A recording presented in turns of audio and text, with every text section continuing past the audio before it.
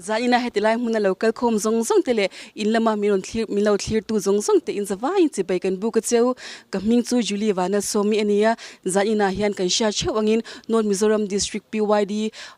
Music Committee bultumin homecoming program man kan tumania zaina hian zai thiam shangte zai thiam tak te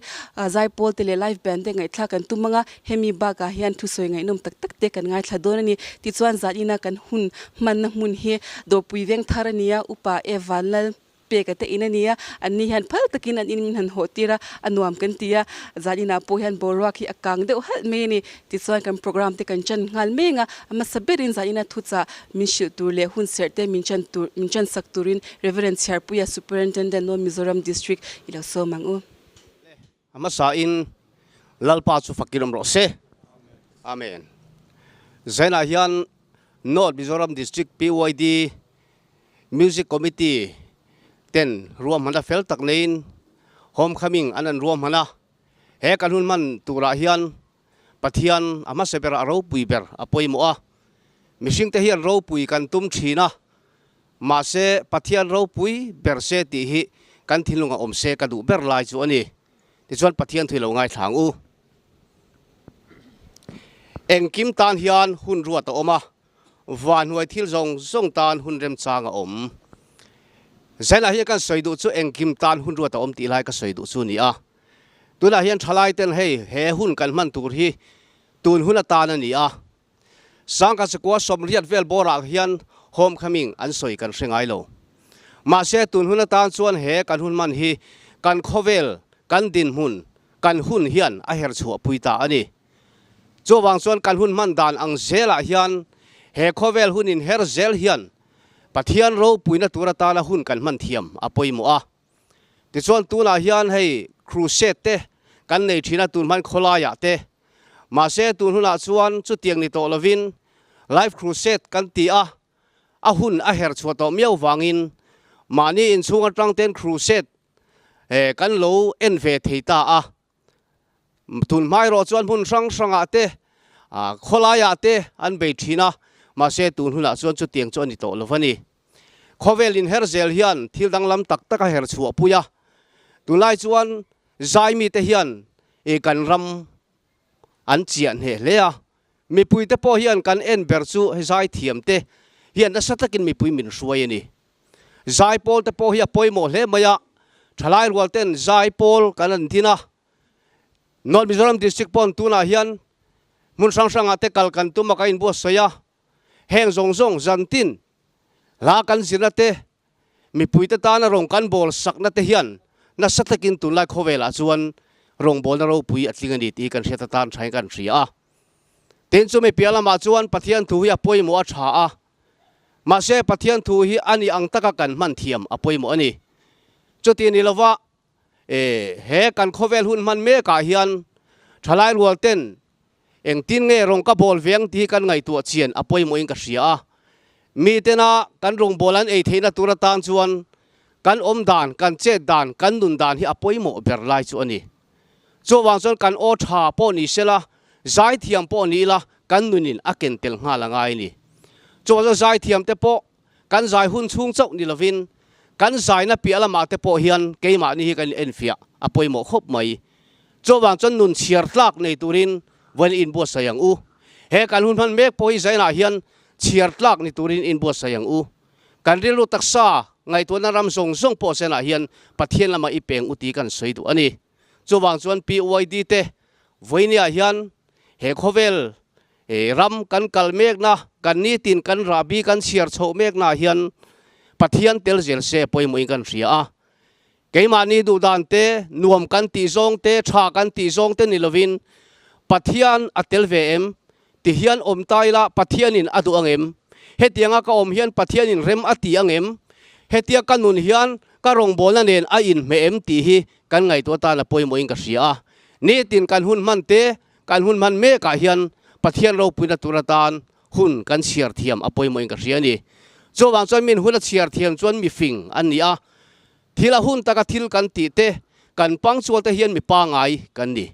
mi pa ngai ni na voinia hian chu mi pa ngai kan ni na tak chuan i suaro puina po atilanga ni ti hi kan hretatan a thain kan ria kan sai pon kan lam po in pathian fakla kan sak po in kong sang sanga pathian du dan hi kan thireng apoi mu ani chowa jon in khom huna oma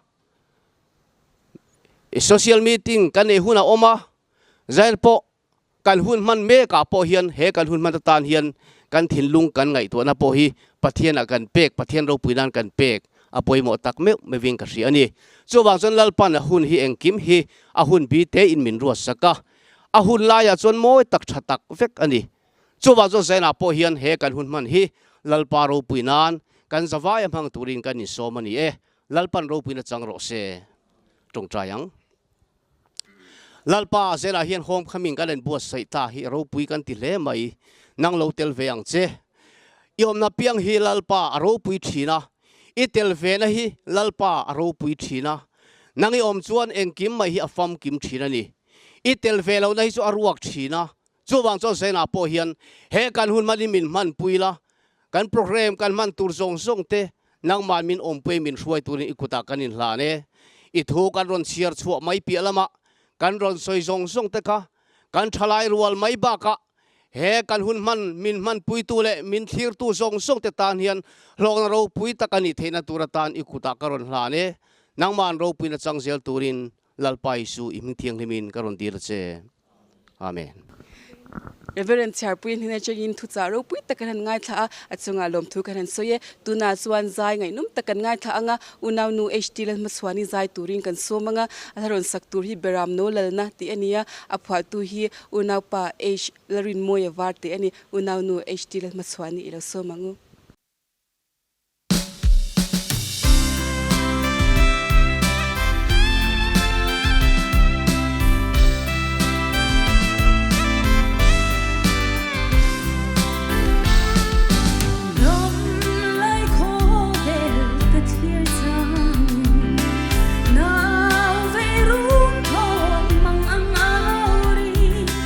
lung ai dai atham vele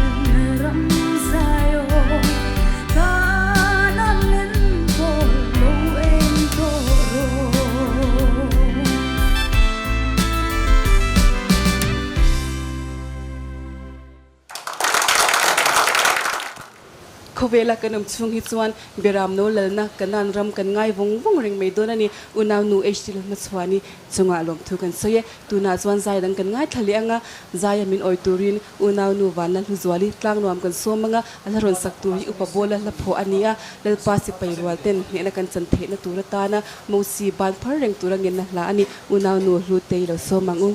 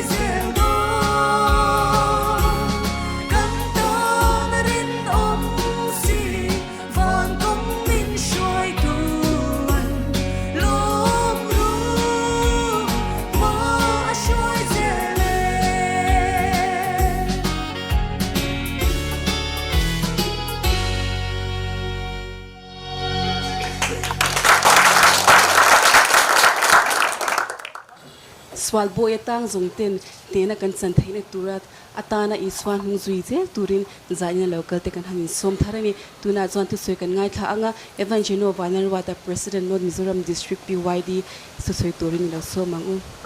lela liswa ginom rose zaina North Mizoram district Pentecostal Youth Department District Music Committee buat soin homecoming program poi mo le lutak mai mang turin zan helai mu kan local khoma chung homecoming program a chuan ke po North Mizoram district PYD a hroi tu kan angin chanvo poi mo tak mai thu sui na hun min an pe ka lo le mai tun zai na hian North Mizoram district khom chunga PYD te bua sein homecoming program poimo tak mai an bua seya he hun atak kan mang thleng theite he hun bua sei tura kan district music committee te in bua sei te ro pui ka tia zai na hian ka chuang em ani ti chuan North Mizoram district chunga PYD te mala na tra hetiang homecoming program hi kan lo nei ngai lova tuna chun rabi thar poimo tak mai kan lo nei ta tuna chuan hun thar rabi thar kan lo chuang kai ta ning ka sia min roi dula li suwa fakin omro se ti chuan tuna chuan ti han kan kal chho zelanga helo po hi nasa jok le pui jok ten hlu jok ten kan la siam zelang kan la bo sei zelanga tin he homecoming program hian thalai rual te a ril ru arong bol ko a thuk zo le zau zo kin mun chang chowanga tin kan naw te lo thang lian zel tur le thalai rual te lo thang lian chho zel turate tin PYD malan anga kan kal chho zel tur ta na po zalina he homecoming program hian kong zau tak min hon sak don ani ti zana hian ka sei du ani ti chuan zaina he hun ngai tua chuak tu te he hun aril ru ta na loin bu sei tu kan district music committee te chunga te lom thu kan sei duwa ti chuan he program kan bu seya zaina takin kan manga chu ti lai chuan kan district takin kan district ho pa ber mai reverend chair puya ani kan nena tela ani nen rang thu charo pui tak mai kan ngai tha theite kha zaina homecoming program local te kan van nei na atilang chirin ka sia heng thlai program kan nei reng renga kan district pui pa te kan roi tu poimo tak tak te mi han ngai lut saka kan jinga program an han tela ani nen ranga thu cha poimo tak tak kan ngai tha theite hi homecoming program min ti hlot ling tu ning ka sia thlai te tan chuan ani nen rang kam chuak kan ngai tha theite hi aro puin ka sia lom thu ka sei du boka ten chu ti rual chuan kan thlai rual jinga fakla sa pathian mi man tharau mi zai thiam tak tak mai ka han neya tin kan zai thiam thlai ta na hetiang homecoming program kan bu saya kan thlai rual te hain pho chuan hun kan siam sak theite hi thlai rual te kan ruai tu te in fokomin ka sia chu tianga in jinga ke ka tel thei po hi ka in chuang le ani ti zana ka sei do ani chana to berta na chuan he homecoming program hian rabi thar masona thar kan thlai rual te kan zai thiam rual te local zel turtana rabi thar poimo tak mai min tuk sakani ti sia in zain local zong te po hian he homecoming program hi alo na tela kan zawaya lut na sia he homecoming program kan tel thei pathian ne lom tu soya lut deu zel turin lali suwa mingin kain somin kain cha du ani Evangeno valer watan hina changin thu charo pui takan han ngai thla chunga lom thu kan soi ni tuna chuan zai kan ngai thla lenga unanu vanal ne pui chamring kan somanga alaron saktur hi evanti vanal wata apostolic revival team speaker la pho ania ala saktur hi thulunga kalu pui je ti ani unanu ne pui lali swami kan lo some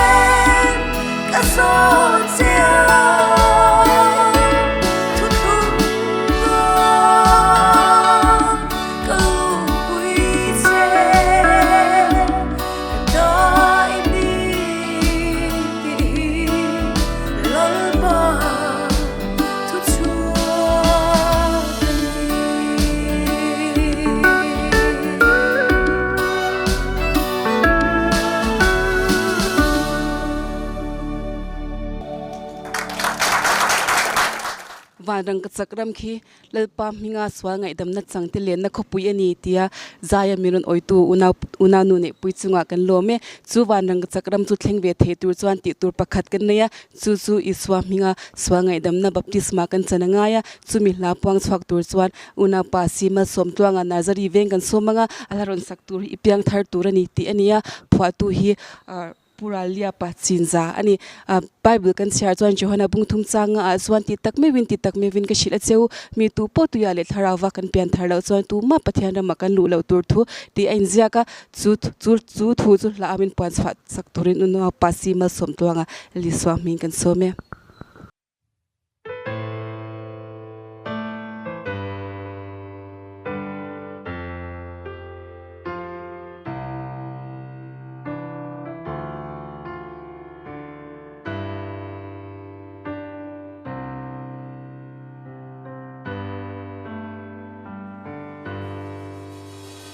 ฉันดำนักิมจังตูรินอีเปียงทาร์ตูรันนีเปียงทาร์ลูจูฉันดำอันนี้โลวังฉันดำลูจูวันรำมา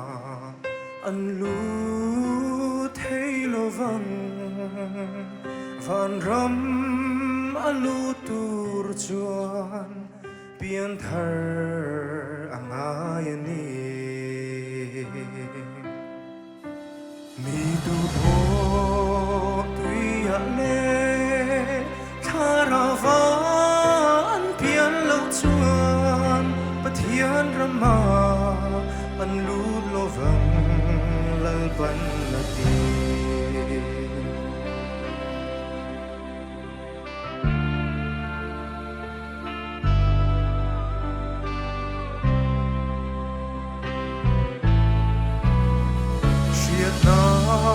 ไม่สงอตกโลรินนาไม่ตกโลทาราวเปียนทาร์ไม่ปอตกโลตุยเลที่เส้นเลทาราวเชียดตุย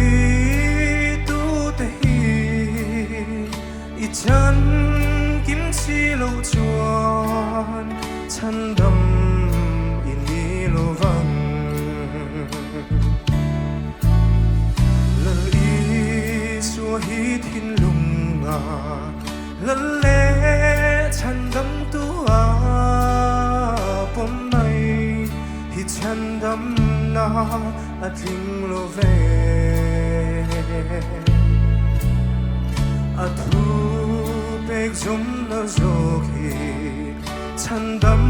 ำนาอันนี้อัดหูเป็กะลูจวนฉันด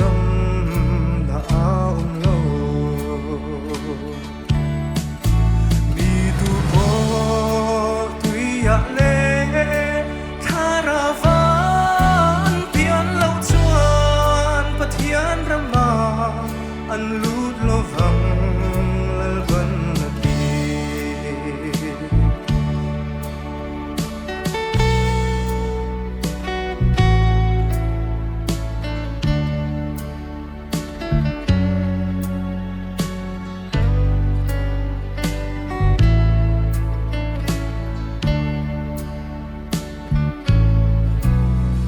ลัลอี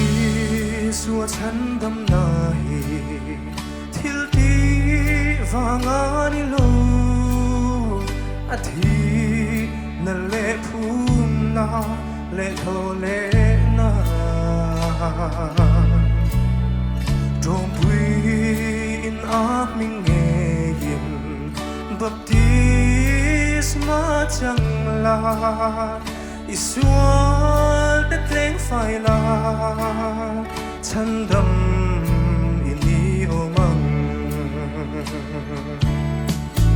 mi tu bo tuy ya lê tha ra van pian lâu chuan bất thian rama an lút lo vang lal ban đất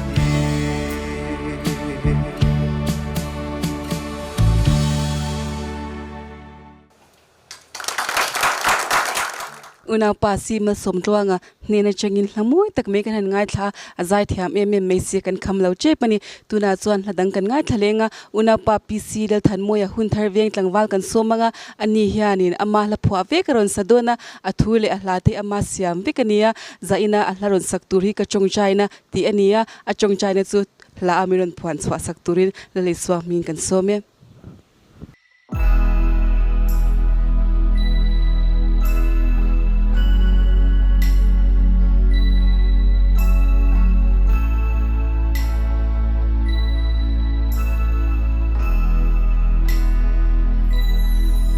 Suala te kalsana I chan chin Cha buang dur hia Olal pa kanun nita Kalane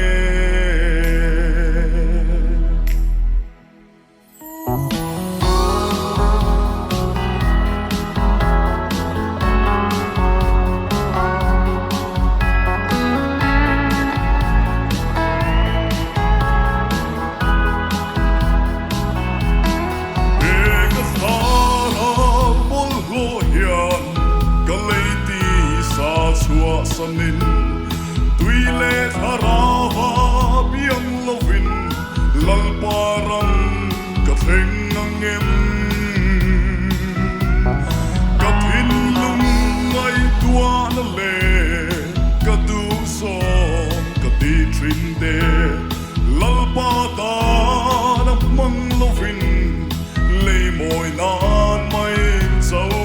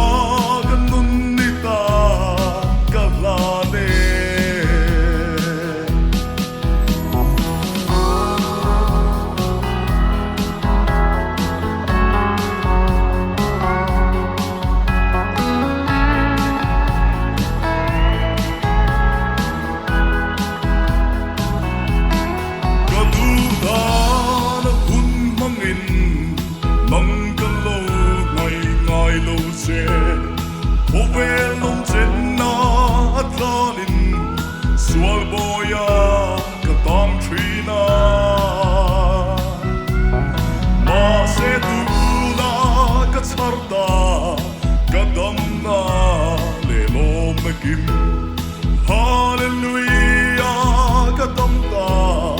le la chugan dani lim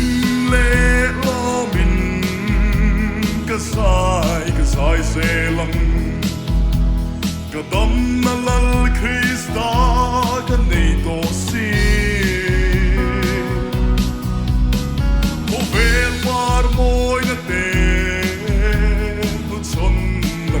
Sanin ka hoy kirle to lo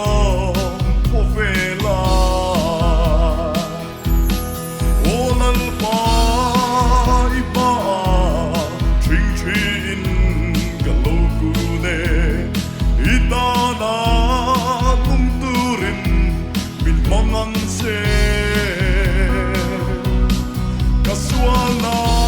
de kalsana Chan chin cha buang tur ya olal pa kanun nita kalane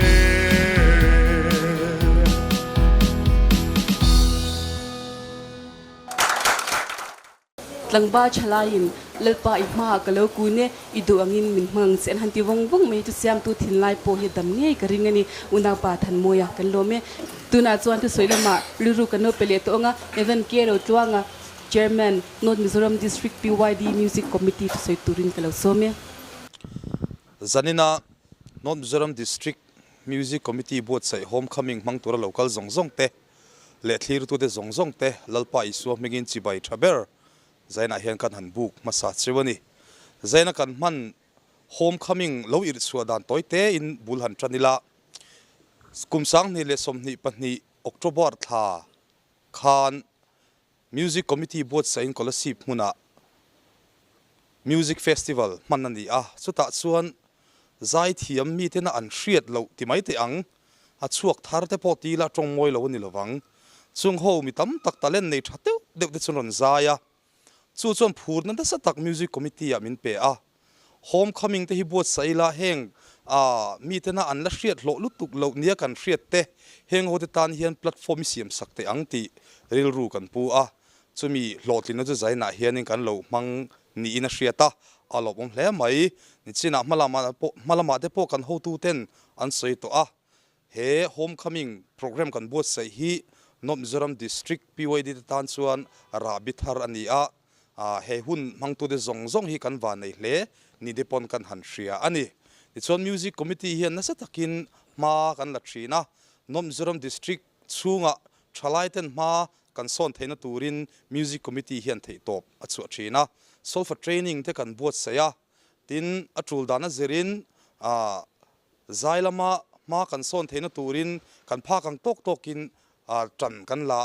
tin zai pol chak tak mai nung tak mai kan enkol bok chungde chu kan malak na lian tham tak tak te ani kan hun local zel tura po nasataka North Mizoram District PYD 10 zai konga te music konga te ma kan son the nan he music committee hian nasatakin tran ala chho zel don ani ti kha kan han soi ni sela athange tin kan thu pani na tan chuan fakna hlate remote na thil ati thei ji hi toite in zen local khomte akan hanin ril thadu lal solakha thuoi lo na wanga pathian thara wina chu san huwa ram huaina ti boi thina chu ram huaina ti boi lakata chu engtin nge chan chuan ni kan ti chuan jesaya fapa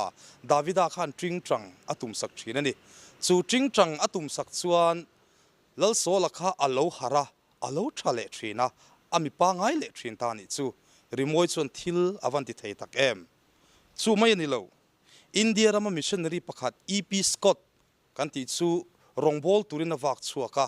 awa chuan lama chuan nammol ho atong futa lo mai ni nammol ho chuan feite le hrim hrei sang tang mangten tha tumin an tin ta oi maya EP Scott chuan ti ngai na shalawa a bek chunga tangin a violin chu an han la chuaka nal takin an han tuma lali su ming ifakang ti la ngai mai an han tum tara drata chu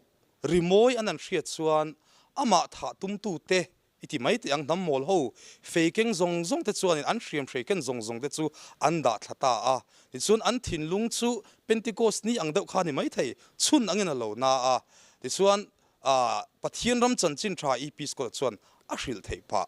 alo ni ta ni chu wang chun rimoi hian thil ati theya zaina po hian rimoi manga kanin pol khom na hian nasa takin thil ati nge yang ti hi I ka be sei tlat ani tin zeriko kul anti chim don po khan enge man ron man tu bole chenien mang le nem beram paki lo man beram paki ri khan kul ati cheni chu wang chun rimoi tele pathian na ompui ri chuan nasa takin thil ati theini ti tuna kan soi tang khan achiang ome tin pola le sila rongbol an sola in Philippi khuwa tanina an khunga iti mayang toizong in soila ti chuan chu tanina chuan kolte an bun tira an vua ti du da in oma an ngai sa ani nima sela an ni chu an tong trai zoa bible a in zia khera hla an sa ti ni hla an sak vele khan lir na sataken lo nginga ti chuan kong khar te loin honga ti chuan an kolbun te chu aloin phel ta vek ani ti thu tir ko te thil ti kan chiar chuan kan hmu a chu wang chuanin fakna hla kan sakhi lalpan a ordain chuan na sak takin thil a thi thei ni ti chumi atang chuan a chiang ani tin trum khat chu biakina hian ko ran ho an zaya an lo zaya an tui khop mai an la sak chu ka thinlung sual bol hlo nu ka ti la hian sa a ti chuanin a thlanga hian zurui pakhat kalpai khat khat chung hianin a zom phei ve a zoma ti chuan a sa chho tui zela a to pa chuan ka in pe nangma nen cheng za turin ti hla di lain a thinlung chu aron deng ta a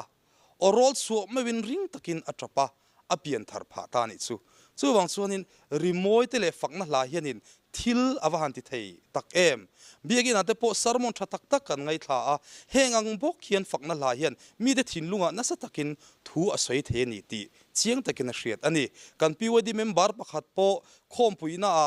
zai pol zai atangin a pian thar pha a voini thlagin rongbolin ala fe chuak ngar ani tin biagin ate po thu soi kan ngai thla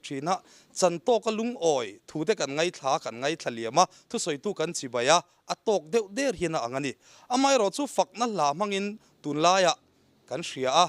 a ka pakhuma aniang chu anan ron puwa chuak chia mai chu comment na lam kan chiar chu kan hmu ang pian tharna tham thu omani antia an comment sap chu ma chon rimoi hian thila ti theya chu rimoi chon thila ti thei satlian ni lawa lalpa orden rimoi hian thila ti thei ni ti kan theta poimu a fakna hla sa thin zong tu te po na sa taka tran la a lalpa tharau thianglim hriak thina hnuaya fakna hla sa turin a kan hanin som hal bok ani le kan thei tok lalpan mal som ro se Evan kero tuang hina chang tu soi ngai num me kan ngai tha achunga lom thu kan soi ni tuna chuan zaila mari ru kan han pele to anga unaw nu sila sha tuangi mission veng thang zai turin kan somanga alaron sak turi kan ron hlani ti hla ania PB Gilbert pho ania unaw nu tuangi zai turin ali swami kan some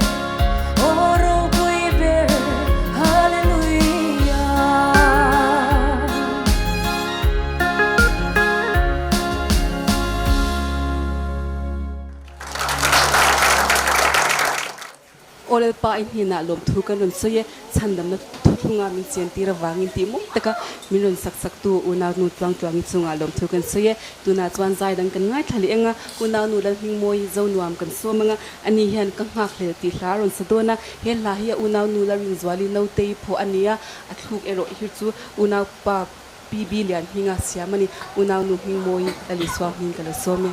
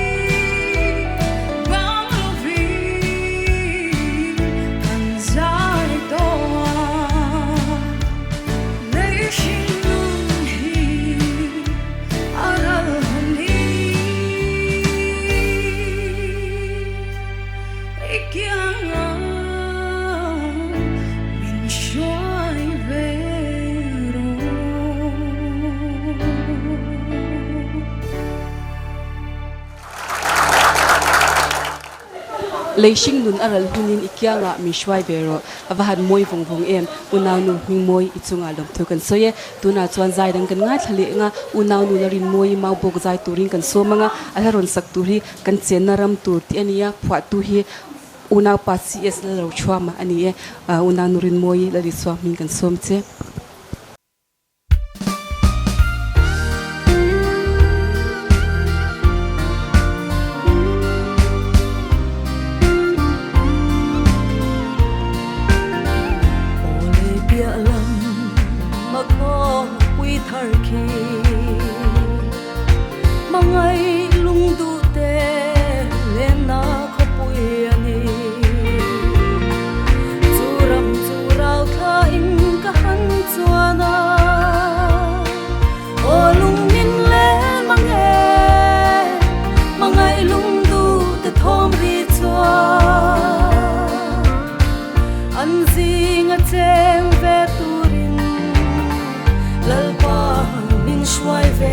che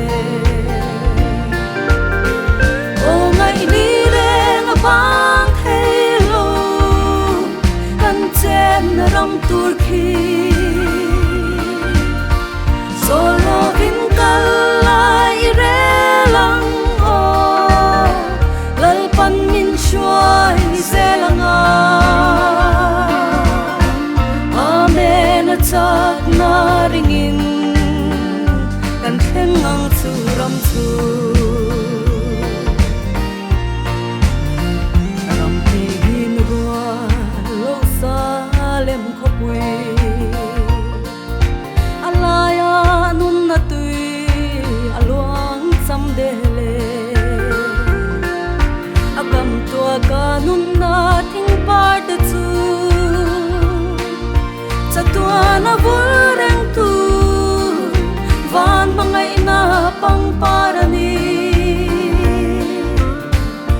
aparim tui leng vel chua atuam zayon khopui o ngai ni leng abang hello kan chen ram tur khi solo vin kalai re lang o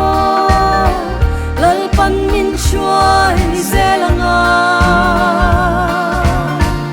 amen chak na ringin kan khen ngang chu ram chu ra le lam ma cheng zong te chu eng thona khopuya zion lam thain ton ban vor siao sia vin an len za e lal mangai kul chunga van mangai na par chu tlanin lal nun ne ma ang chunga lungwa tenan chol za e o ngai ni leng abang hello kan chen ram tur khi solo vin kalai re lang o lal pan min chuai zelanga amen chak na ringin kan khen ngang chu ram chu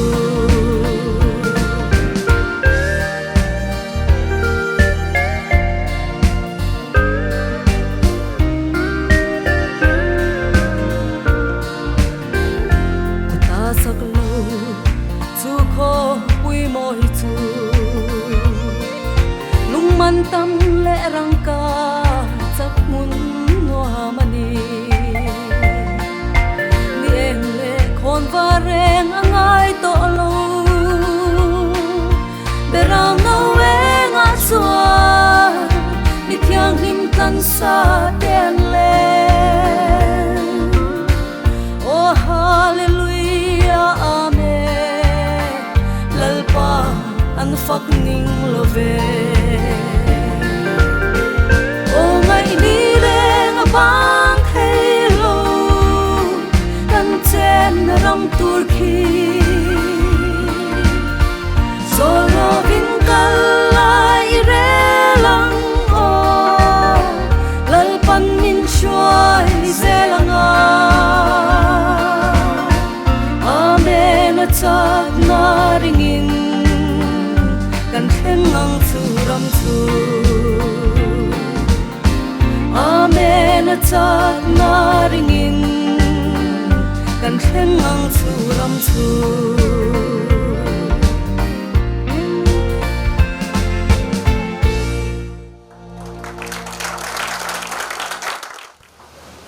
amen chak ring kan thleng nge yang una nurin moi kan lo me tuna chuan za ina solo ato peratan unau palarwa diga din thar kan so manga ani hian iswa hi na hi mangti tharon sadon ani hela phatu hi pu di pi thanbu ka famta ania ani hi haluya chorus ti hla mizo chunga letu kha ani unau palarwa diga la liswa hing galo so me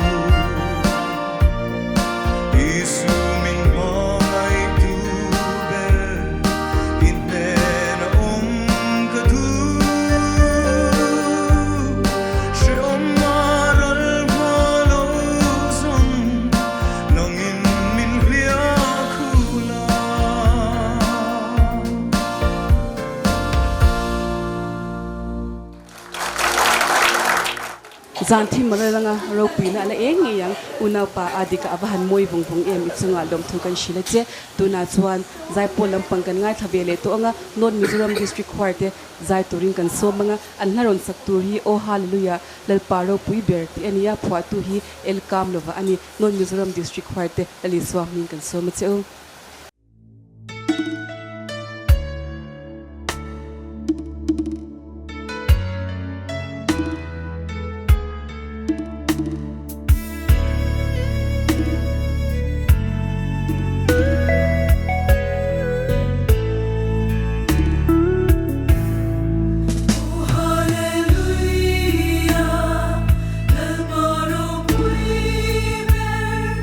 I'll find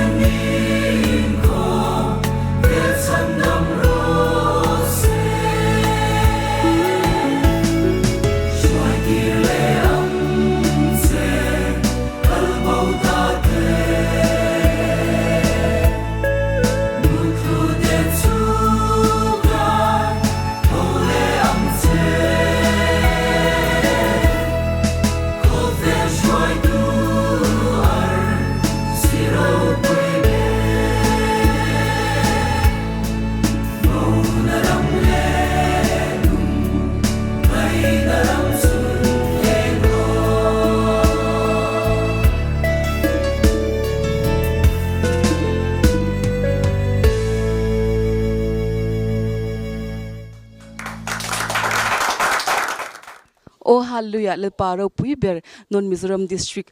choir te in van zai thia min thilung awan khoi tak em in chunga lom thu kan soye tuna zon live band kan ngai tha anga hun tharbial PYD te kan somanga anni hian fakhra sa in tilha anun remanga hela hi John Freddy ya pho ania John Freddy hi Kalei district Pathuma evangelist na chilai me kania ani hian tira chuan hela hi lai hla in pho ama ero chu tuna kan live band ten an sakdu awangin Mizor chongin an siam remani hun tharbial PYD te kan some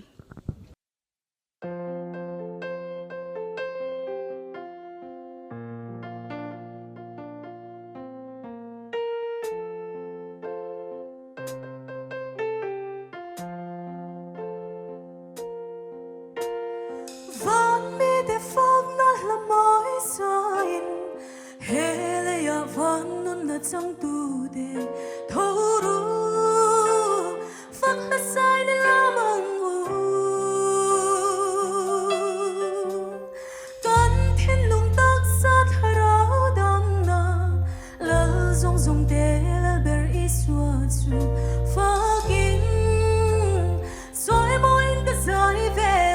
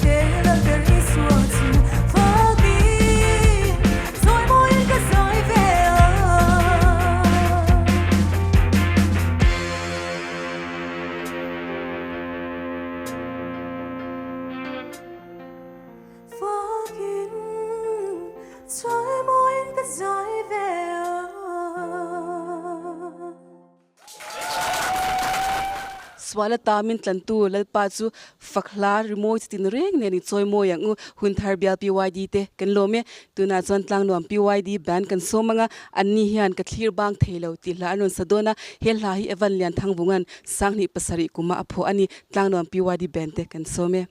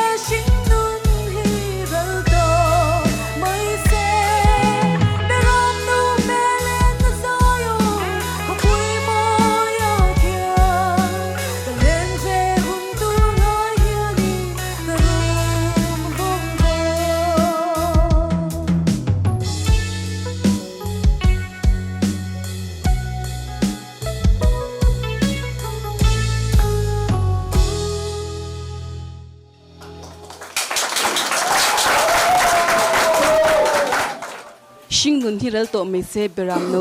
len na huna kan van kal chak to tak em tlang nuam PYD te inchunga kan lome tuna chuan zanin kan program chung changa lom thu sei turin twalupa albar sila fakuma kan somanga ani hinon Mizoram District Music Committee Treasurer chel lai me kani unapa twalupa albar sila fakuma ilo somang ole ma saberin zena hun tha mpetu kan pathian nei chun amhing lali suan hena lom thu kan sei ma sabera tin zena hian lom thu sei na tur tam tak kan neya chung ta chu zena hian toite ten han sei kan du a music committee te hian roman na kan siam tir tangin lom thu han sei na tur zaya hian tam tak kan neya kan sei tong khan ama sabera chuan hei in le lo min man tir tu upa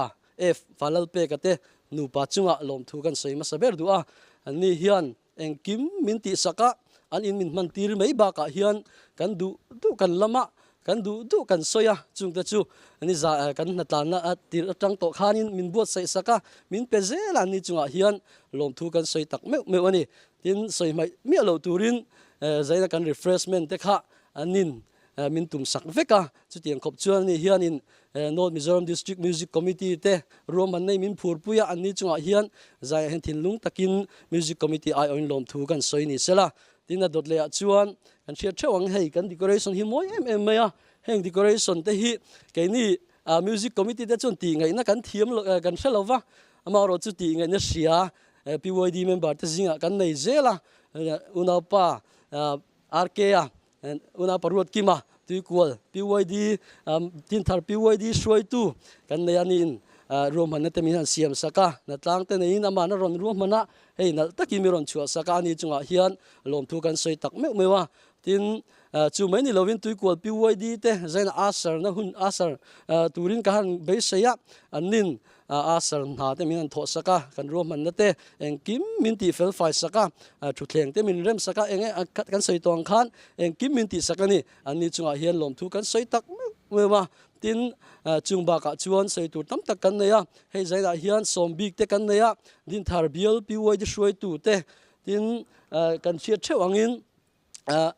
North Mizoram District PYD nuaya sub committee shoi tu te kan soma chung te chuan mel zaina kan mu te hi thinlung le ti tak zatin ani chunga hian lom thu kan sei boka tin kan chia thewangin kan sei non le du chu zaina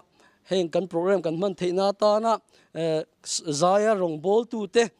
zaya hian ani chunga hian kan lom tak mewa kan som big te pon oma an min kan lam vek seng lova ani chunga hian lom thu kan soi tak meu ni ti kha kan soi non le ni sela